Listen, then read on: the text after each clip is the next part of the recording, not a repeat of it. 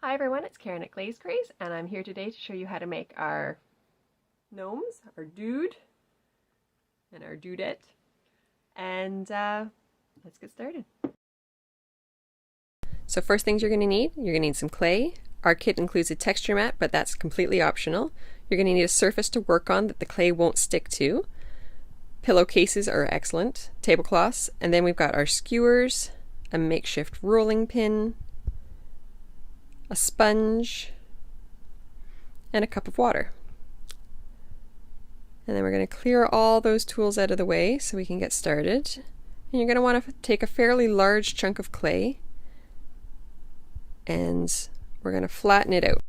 And we're going to be rolling it out flat. So we're just squishing it out as flat as we can with our hands first because our rolling pin is fairly small and it's not up to the task of doing really big chunks of clay.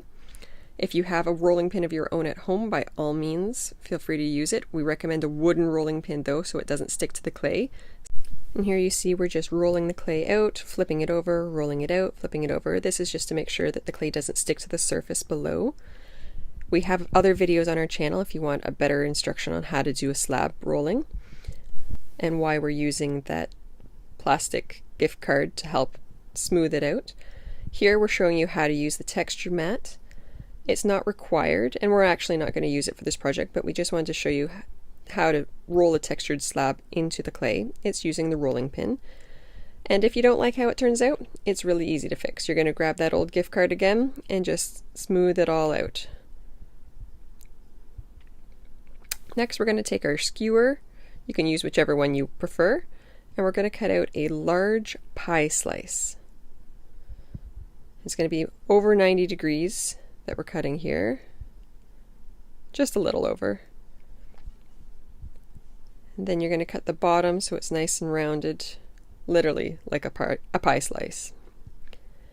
The exact dimensions of this don't really matter. You want it to be fairly large so that you can cut it down and make it fit your gnome when you're finished. We're going to put it off to the side for now though. We just wanted to make sure we had the clay we needed for it. Next, you're going to grab another fairly large piece of clay and we're going to make a pinch pot. We have also other videos on our channel on how to do a pinch pot. I highly recommend checking them out because there are multiple ways to do it to get the best result.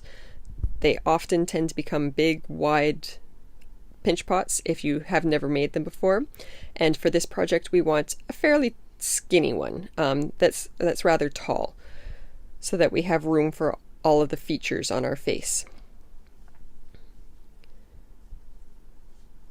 Here we're just smoothing out some of the biggest lines in the clay there, and you can see we've got a decent height and it's a little wide, but it's not too bad. Next, we're going to pull out a little small piece of clay and we're going to ball it up to begin with. This is going to be our nose on the gnome, so you can make it as big or as small as you want, but generally bigger looks better, I find. And you're going to make it a bit of an oval, and then from there you're going to pinch one end and make it more of a teardrop shape. And then we recommend tapping it on the table so the back of it is flat, so it sits flat against the face once you're finished.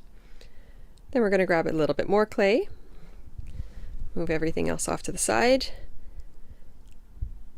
and we're going to get 2 balls of clay that are exactly the same size. And sometimes it's easier to see after you've balled them up than beforehand, so roll them up into a ball, compare them, and if they're not quite the same size, one's a little bigger there, so we're going to pinch off a little bit more and ball it back up again. And from there, once they match, we're going to roll them into ovals, and we're going to pinch down one end on both pieces. These are going to be our feet.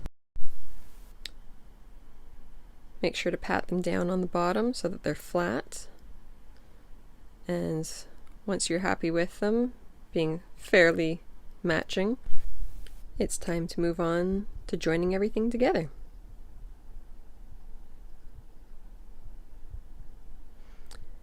So we get our cup of water handy, and the first thing we're going to do is we're just going to make a little notch for those feet. That foot is pushed down on one end, but it still has some thickness to it, so we want to just give it a bit of room on the body so it sits flat.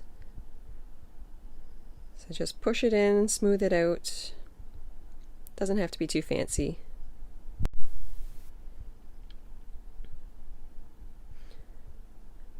And then we're going to get our foot and a skewer, and what we're going to do is, this is considered scoring and slipping in ceramics. That's the proper term for it.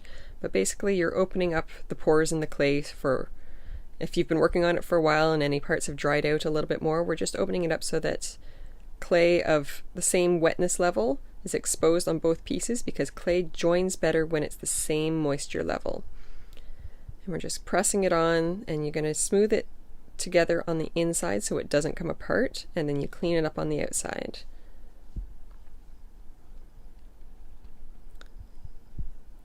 I found pushing it in just a little bit there helped seal any gaps without having to add any clay or do anything too crazy to it. And then we just repeat it on the other side. Little dab of water with our finger. It doesn't need a lot. You actually want to avoid using significant amounts of water. It will dissolve the clay more than you're wanting. And you see here we put it down on the table and use the weight of the pinch pot itself to help press that foot into it, so that we're not denting it in places we don't want to dent it. It is very fragile at this point still, and we want to be very gentle with it while still manhandling it to what we want it to be.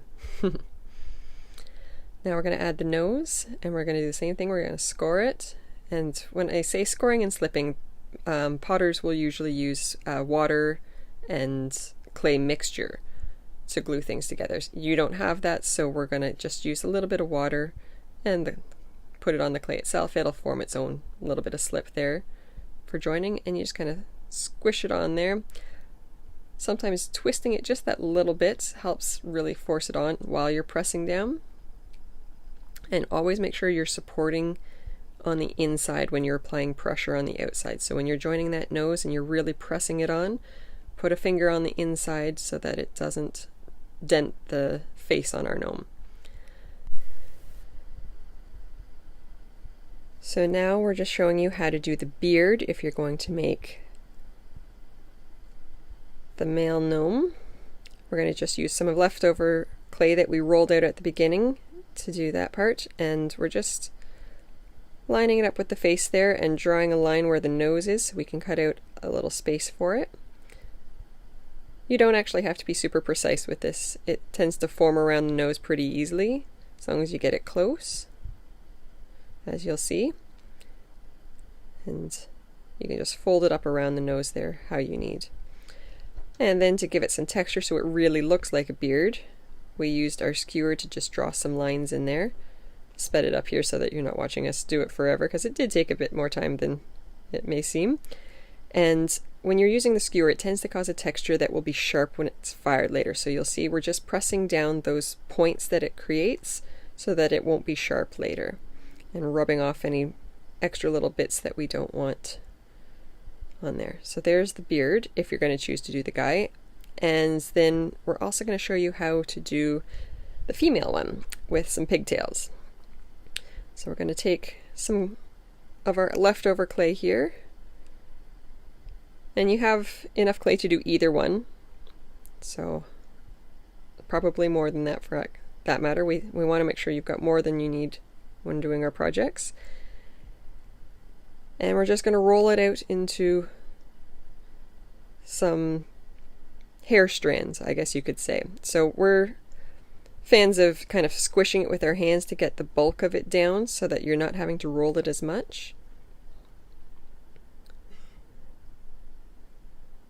And we're just speeding it up here because it's a lot of the same thing. We're just rolling, rolling, rolling. You'll want to make sure that whatever surface you're rolling it out on, that you've secured it, because as you can see in our video, it was moving around a little bit while we were rolling. So once you've got 6 strands that are about 6 inches long, maybe a little shorter, you're going to squish the ends of 3 of them together, and we're going to braid the clay to create 2 braids. You can see we're forgetting how to braid there for a moment, but we figured it out. And just braid it all up, and we're going to do the same thing with the second piece. And when you get to the end of the braid, you do want to kind of squish it just a little bit together, but not too heavily that it disforms the shape of it, just so that it sticks together. And then we repeat. And they don't have to be precise, as you can see. None of our coils were super symmetrical. And then we're going to join those braids onto our dudette here. We didn't need quite as much, so you're just lining up the bottom of the braid with how far you want it to be dangling off of her, and then you put it up over the top, score and slip, and cut off the extra that you're wanting, and then join it on. So we dip our finger in the water again, rub it on both sides, press it on, not too hard because you want to make sure it doesn't dent, but you can also support it from the inside again if you feel you need to. And then add a bit more water underneath the rest of the braid going down the head so that it sticks a bit too. Scoring and slipping is really only needed on the very top half. That'll make sure that it stays in place. And you can see we're just repeating that on the other side here. More scoring and slipping just on the tip. Adding water, gluing it in place. And then taking our finger and just rubbing a bit more water on the side there so that it stays in place on the rest of the head. And there's our hair. So from here, this is just a small little detail we like to add on to the girl, is just adding some hair bands on the bottom of her braids. So it doesn't look like they're just naturally staying in place. So we started out by rolling out a coil, much like we did with her hair, thinking, oh yeah, this is gonna work perfectly, a nice small little elastic band, right? Put it on there though, and we were so confident we added water. We put it on and realized it doesn't really stand out as being anything different than hair, so we pulled it off. Not as easy to do once it's got glued on there with water, but it came off. And we made a nice fat one. So we just took a slightly thicker coil, flattened it out with our finger, and use that instead. And we thought that matched her style much better. Do be careful with the coils here. They do tend to dry out very quickly, and water is not always going to save them. It's better to just work fast or keep them wrapped up in plastic. A simple old shopping bag or garbage bag works great for keeping everything moist while you're still working on other things, like the other parts of the braids. So here we're starting the hat, and you can see that you can change how big it is once you've coiled it up there. So we just put it over the top of our gnome there and figured out what size we wanted it to be so that the hat sat up straight and it fit her head. And then we're going to cut off the extra. That's simple, just with the skewer. And then we're going to score and slip again. So we're going to score with the pin tool, and we're going to add a little bit of water to help join it together. Doesn't have to be pretty. You'll see that if you go a little bit outside of the area you're joining, it's not a big deal. You'll be able to get rid of those lines later. And while we don't show it in this video, the old gift card is a great tool for smoothing out the outside of this hat if you're really struggling with doing it with your fingers. You do want to make sure that no matter which side you're working on, inside or out on the hat, that you are supporting it on the other side so it doesn't collapse. You can see at the bottom there we just had a little bit of a V shape. We just pushed it together and got rid of it. It's not too hard to do at this point because the clay is just so wet. We're here using a skewer to get in the really tall part of the hat where we can't reach with our fingers the same. And it's not easy to see here obviously, but we're just pushing the clay from the higher part down onto the lower part and blending it together. So much like what we're doing here on the outside, we were just using the side of the tool to do that on the inside. And just finishing it, smoothing that all out, getting rid of any sign that it was joined in that spot. And you do not need to worry about perfection here. This is going to be the back of the hat anyways. No one's going to see it. We tend to be perfectionists sometimes ourselves, so we're still sitting here blending it out, but especially after it's been painted, most of this minor stuff, you'll never even see it. The paint fills in the minor cracks, and the texture from our tablecloth here definitely helps with giving it a bit more pizzazz. And what we just did there is put a little pinhole in with our skewer in the top of the head, and that's because we're adding in the hat there, and there's going to be a large trapped air bubble from the hat on top of the head. And air bubbles, when it goes in the kiln, tend to explode. So we want to make sure that that air can't force its way out somewhere we don't want it to go. We're going to have it go through the body and out the bottom of the piece so that it can keep our piece intact once it fires. Hot air expands and we want it to have room to expand, so you can see the hole through the body there. And we're just making sure that it's well attached. You saw we added water around the rim and then just pushed it in place. Pretty simple. And here we're taking just a regular Crayola marker and we're adding a smile. Just using the end of the cap there. Makes it really easy. And that's it. That is your finished gnome. It's exactly the same for the guy, just add the beard instead of the braids. So that's it, guys. Thank you for joining me for this video, and I hope you have the best luck in the world making your gnomes. But if you have any troubles and you've got one of our kits, by all means, leave a comment, send us a message, let us know. We're happy to help. We want to make sure you get the best result possible.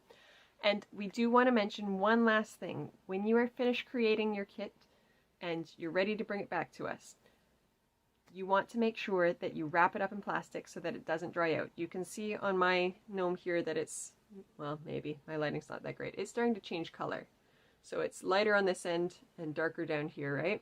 It's starting to dry out here. And once the clay becomes really light colored, it's going to be fragile like chalk. And when we're trying to travel with it and all of that, we don't want it to smash or break, because it's going to just take a light breeze for that to happen with something as fragile as, say, the hair.